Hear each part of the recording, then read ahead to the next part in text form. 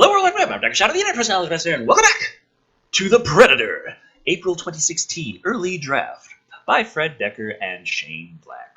Continuing a little reading of what could have been and what actually was, and what the fuck was going on during production.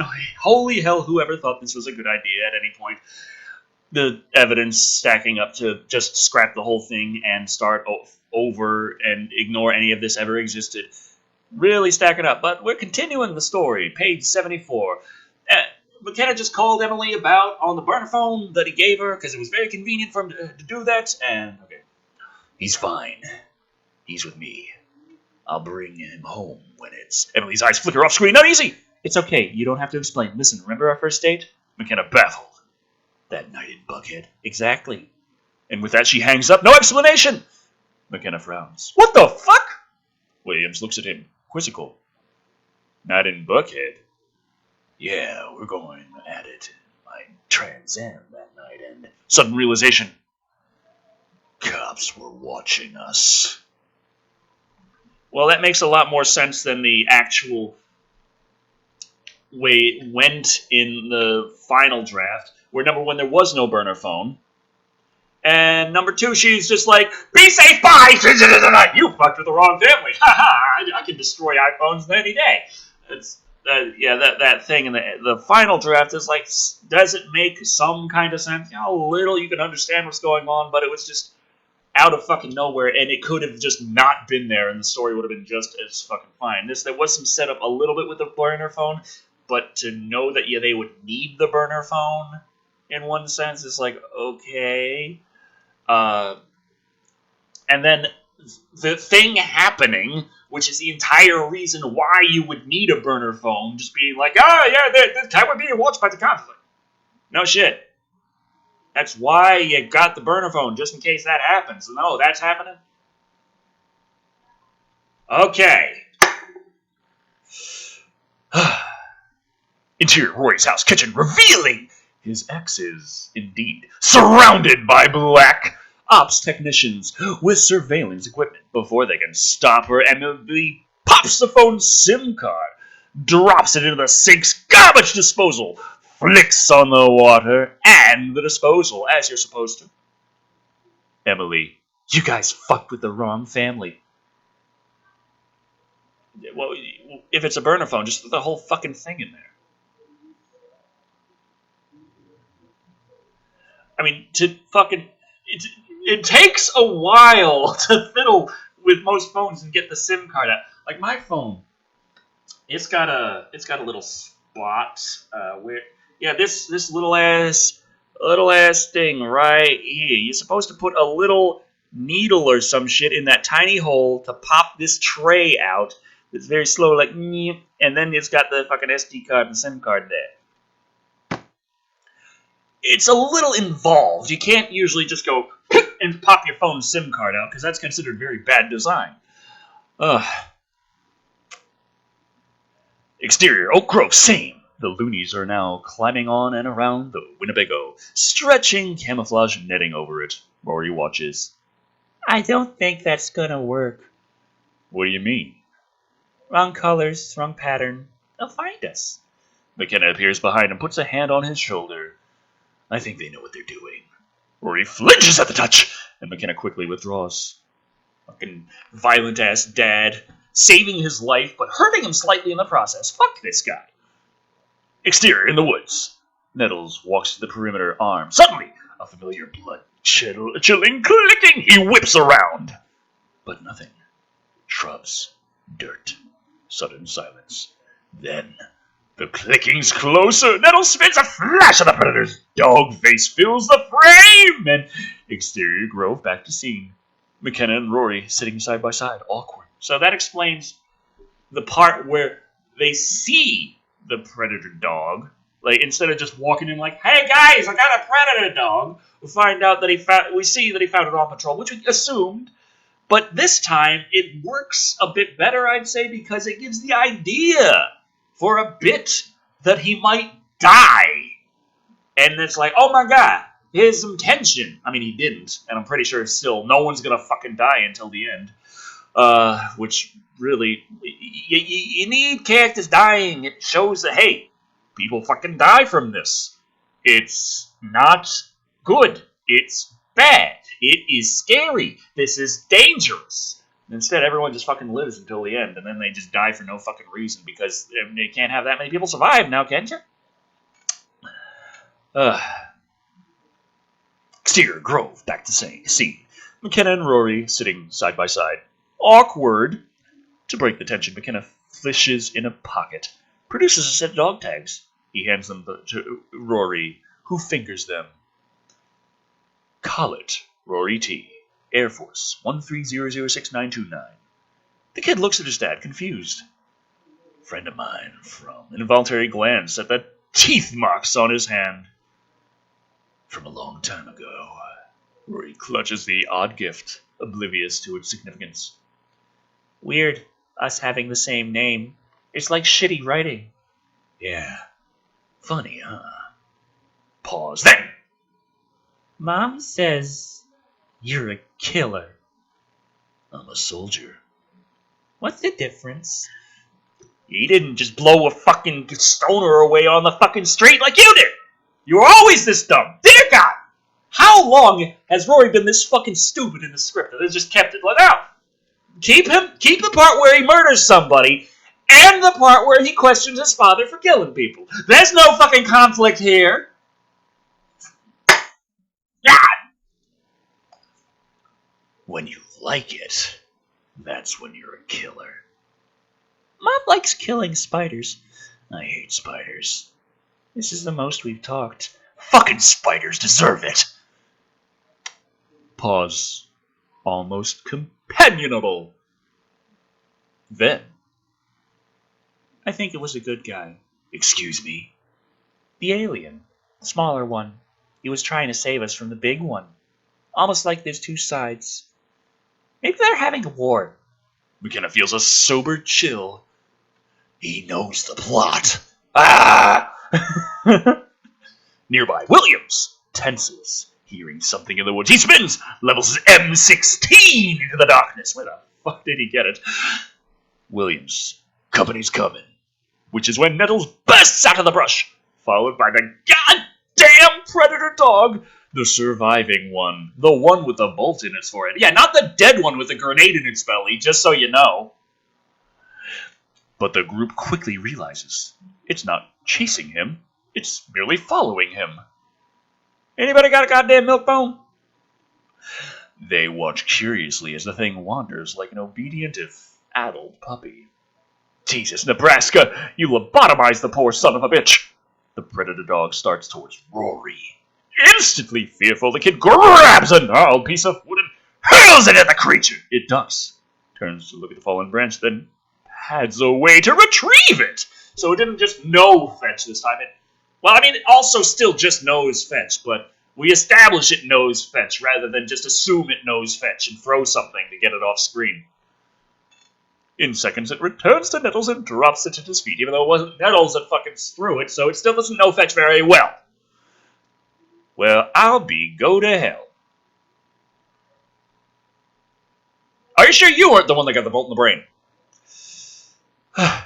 He reaches to pet the thing, gently takes its dreadlock-like appendages in its hand. The sniffer reacts oddly. Fuck, we're gonna keep calling it sniffer for the rest of the goddamn movie, aren't we?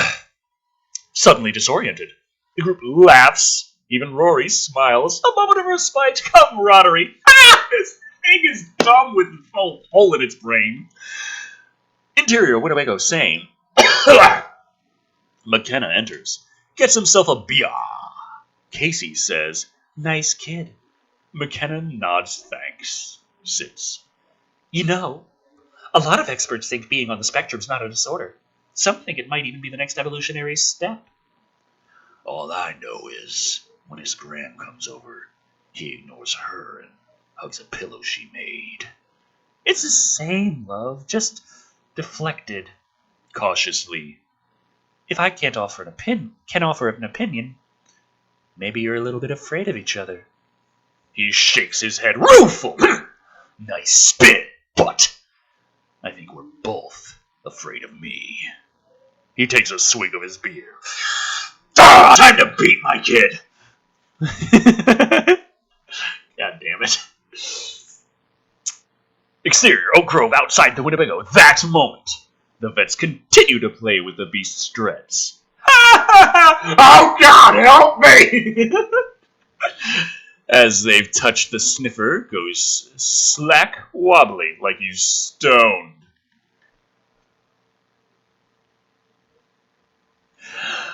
Interior, Winnebago, same. McKenna, watching this through the window. What do you make of those? Gestures to his hair. That Marley shit. Maybe sensory receptors, like cat whiskers. Sips his beer.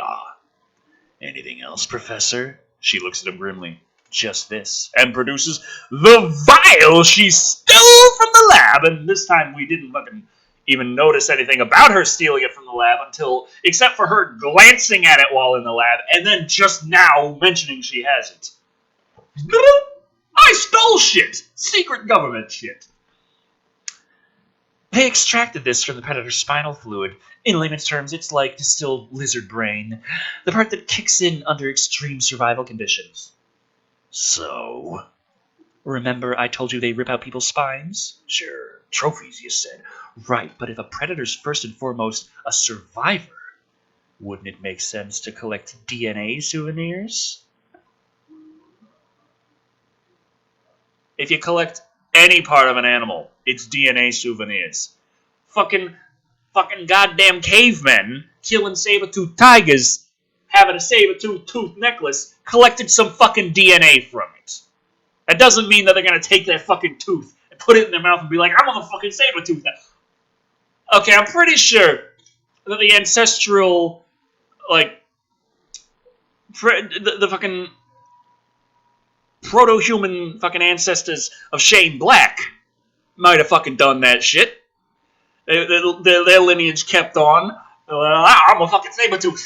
And now they made Shane Black and he made this fucking script. But it's not.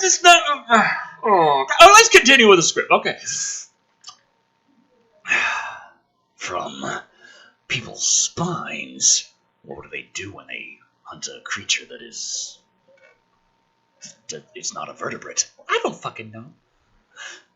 Brainstem, close enough. Look, just suppose, that these space creatures are siphoning off our lizard brain juice. You don't have to overdo the layman's terms. I'm just saying it might explain the human DNA. McKenna considers this. Collecting survival traits from the most high-end human specimen. Why stop there? Seriously, why not other species too? Extreme hybridization. That's why they hunt. To extract the defense mechanisms from the strongest, the smartest, the most dangerous species on every planet they visit. To make hybrids. Are you just pulling this out of your ass? This new predator, the bigger one, it didn't need a mask. You notice that? And did you see its fucking eyes? They're evolving. Lieutenant. Changing. Or being upgraded. And here's the clincher. Project Stargazer? The shit show that recruited me? What about it? A stargazer's a type of flower, an orchid, and not just any orchid. Holy shit. A hybrid. That is total fucking what the fuck kind of... You're seriously trying. You're trying to link the name Stargazer to hybrid orchids because evidently the whole fucking time Project Stargazer was named, they already knew they were working with hybrids even though they had fucking nothing about that to work on until just fucking now they just happened to name the fucking project after some fucking hybrid shit that... Yeah! Thank God that was written out! Thank God that did not make it to the final movie! Jesus fuck, that is so stupid! Oh. Holy fucking shit! Oh! Oh! I was thinking, going through this, okay, this is a lot longer of a scene than it was in the final movie, but they're covering mostly the same points, and it's just as stupid. I don't need to stop and talk about how stupid it is. And then they pull this out. Oh. So Project Stargazer, which she was part of, she was hired to be part of Project Stargazer because she wrote a letter to the president at some point, and for some reason, she got put on a short list, which was Stargazer, which we never heard about how she already knew the name of the project back then. But she was put on this list, and knew this list way back when. And that was why the government man was able to go up to her and say, hey, I heard you like stargazing. And she was like, oh, I know what it means, even though she just looked really confused in the movie. Yeah. But the script said that she was like, oh, I know what it means. It's a code. And then she gets in the truck and is like, oh, Project Stargazer. This is shit that I was hired to possibly work on. And they're like, oh my god, we found a fucking predator. And then they go to the lab and they're like, oh my god, this predator, he had this tech from this movie, this tech from that movie, and we got a whole fucking specimen right here. And we got this stuff we just fucking found out about just fucking now, long after we named the Project Stargazer, and we don't know what it is, and you find out what it is, and it's hybridization shit, and isn't it just such a fucking coincidence that Stargazer is a type of hybrid orchid?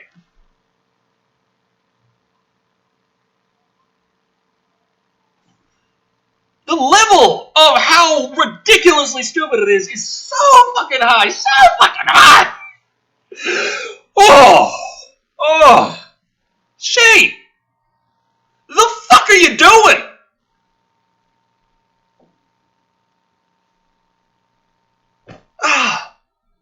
Or Decker. Shane or Decker. Mr. Black or Mr. Decker. What the fuck are you doing? Which one of you decided on this? Find out whoever's decided on it, and the other one, slap them. It should never have been there. Never. I don't care this is a draft. This is so incredibly dumb.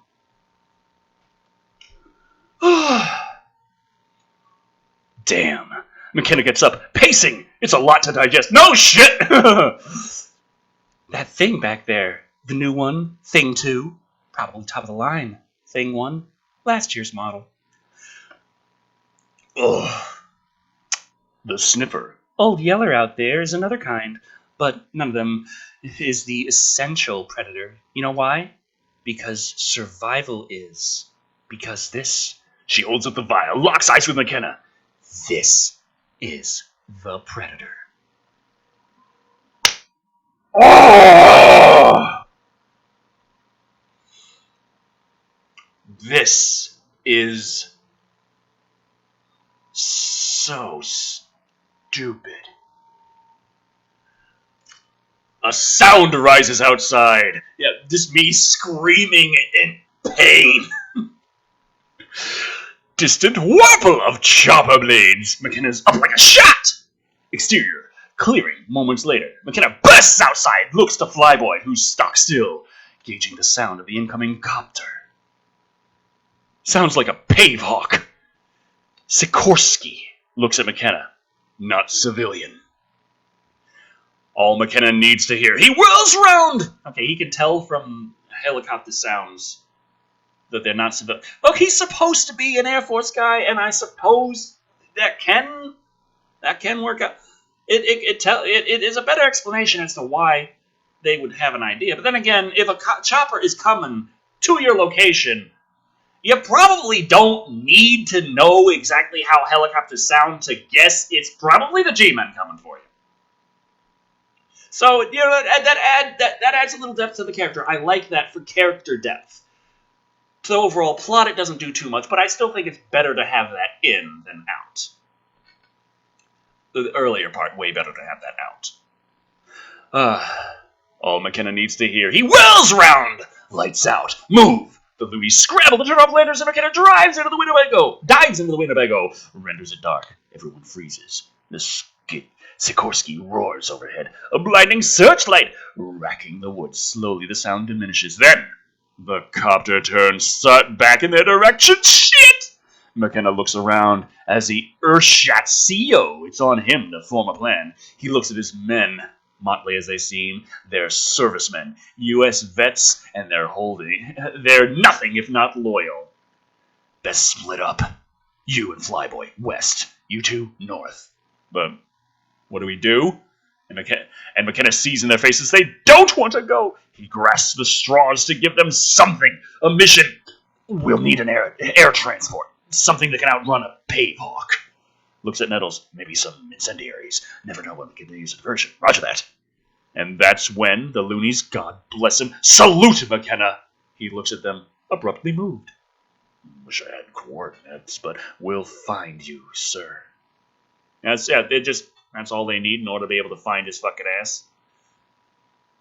And I'm gonna leave this here. This part ended up not covering as many pages because I spent so long yelling and screaming, but I'm sure it was all worth it at the end of the day. Not to me. I'm gonna leave this here. This has been The Predator, April 2016, rough draft by Fred Decker and Shane Black. A dramatic-ish reading with a lot of pauses to bitch and complain about everything. Thank you all for watching. I've been Decker Shado. And remember, it's a hybrid kind of orchid. You should have known all along. Things that they couldn't have possibly known until now.